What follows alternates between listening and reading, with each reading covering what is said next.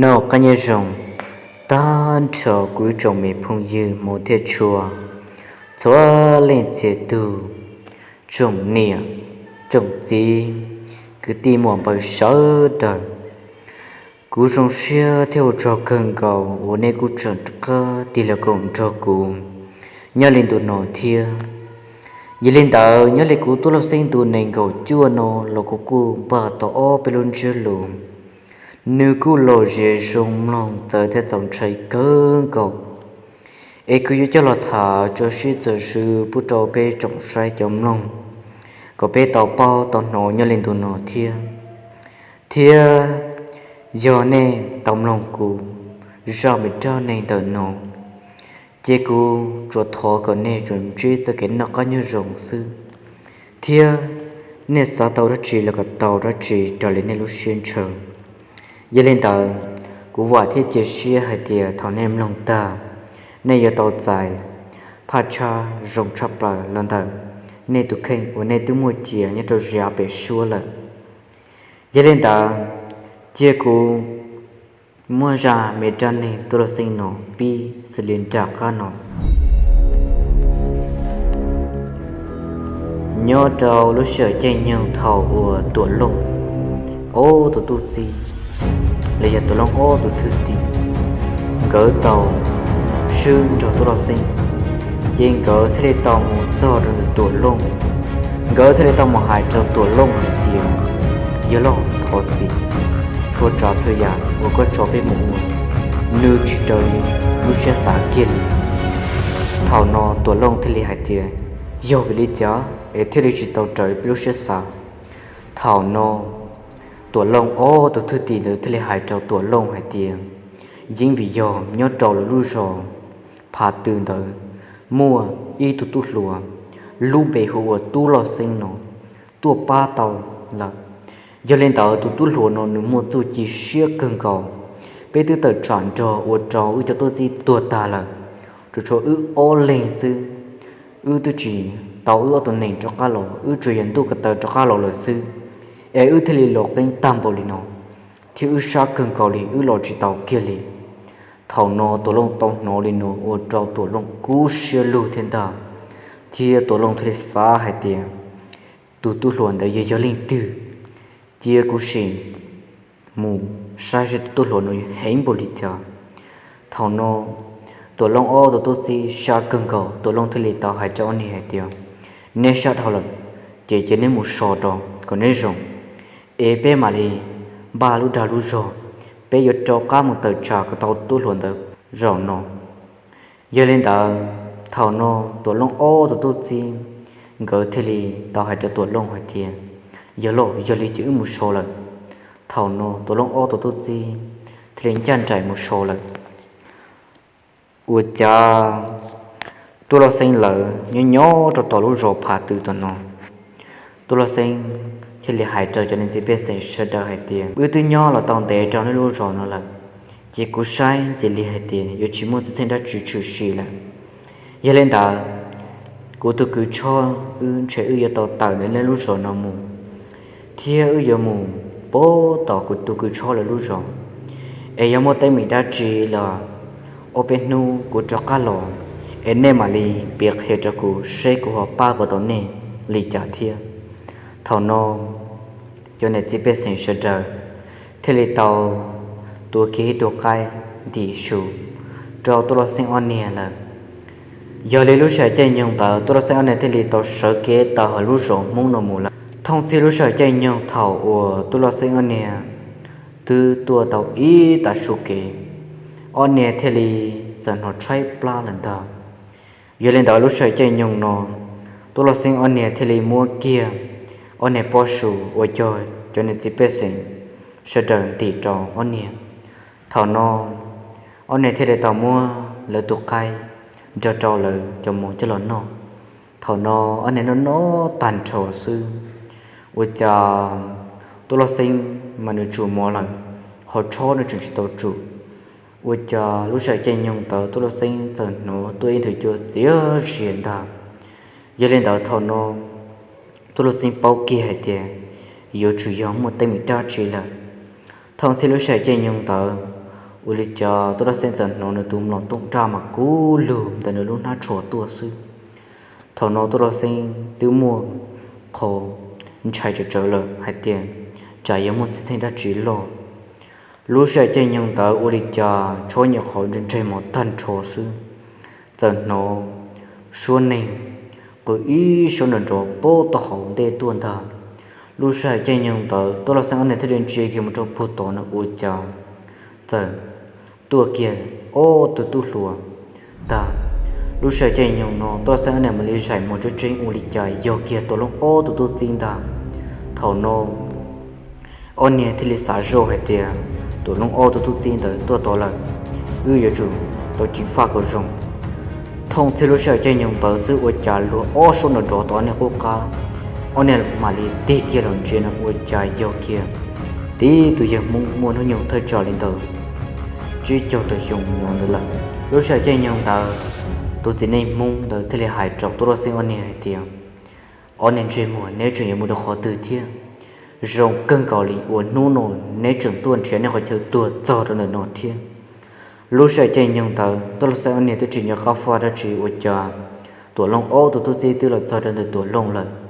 thầu nó tôi sẽ mà lên cả xia cho hay tiền tôi chỉ nên mong tới chỉ có chuyện tuổi long ta giờ lên nó thầu nó tôi xin thấy sản gì hay tiền vì do ước chỉ tuổi long ô tôi thứ tiền tuổi long ô tôi thứ tiền thế là một hệ đầu tuổi long lỡ thế là tuổi của ước kế này đó lần ta thầu nó tôi xin thấy hại kia rồi tôi chỉ nên mong tới hay tiền u cha nè pan nè đó nè từ giờ ít pan nè chơi chủ thiên u đi cha nè họ chỉ mong ba bé chồng mong sợ đời em nè họ cho cả thì là u phê cho bé chồng mong dùng lên nó giờ nè u lên nó mà giờ chính trang chính là thầu nó tuổi lông thế là cho họ ta họ cho sống từ lúa bé số nó đó tan tròn hãy kia đó tôi sẽ hiện tiền chuyện của chính trang chính tôi lấy trả bé u lên nó chỉ tính trang chính thôi là giờ hãy tiền bé u chính cha chế bé hiếm mua cho nên sẽ bé sinh tua ta lần thầu nọ u cho tôi sinh hai dặm bao tờ tôi sinh thì lại chia cho tua lông hay tiền có tua lông thôi con u đi cha có lúc sẽ dùng một phe thì lừa hiện tam bảo đi có liền giờ lên tờ nung nọ giờ có giống một tỷ giá là cái kia chỉ của tôi sinh từ nọ kia liền thầu nọ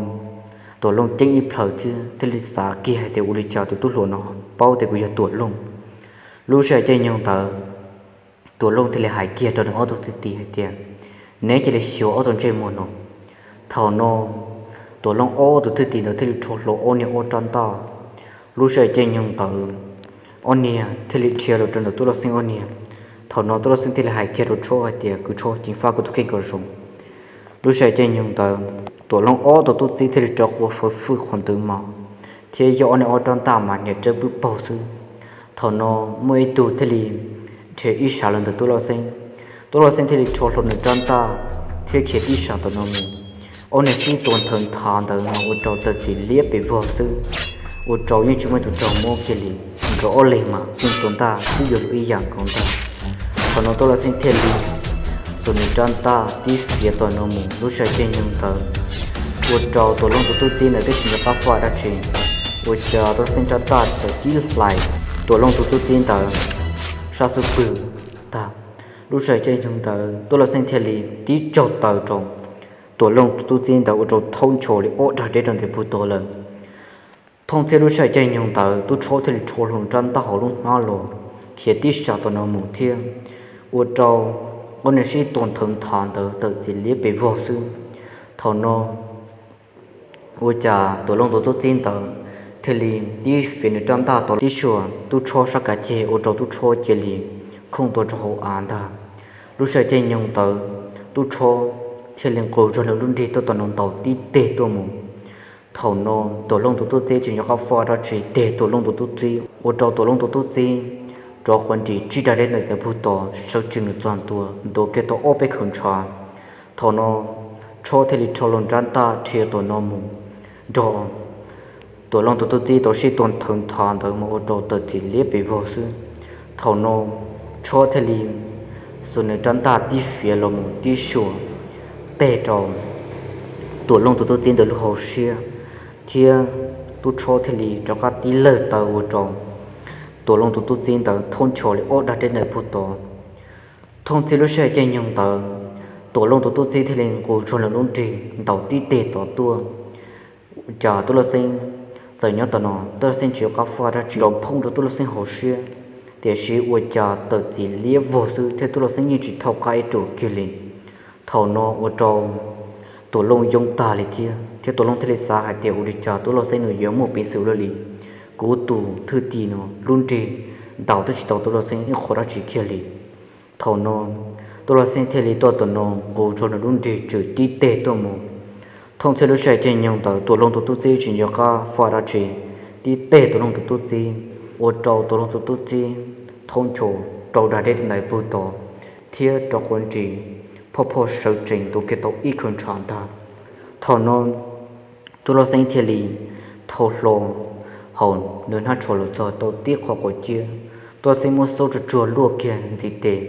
thành trò ra khởi công trò cho phổ gian đồ phương mù lúc sau trên nhung tờ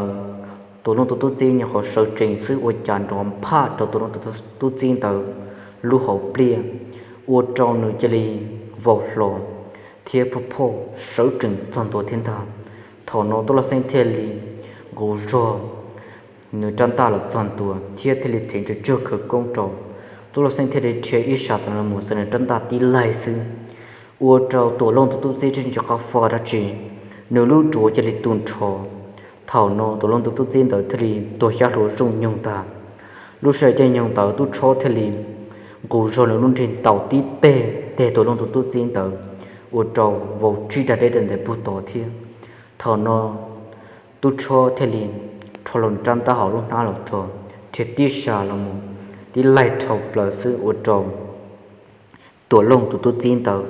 cho đã tuôn trò chỉ là tuổi xa rồi sung nhung tờ là thọ nó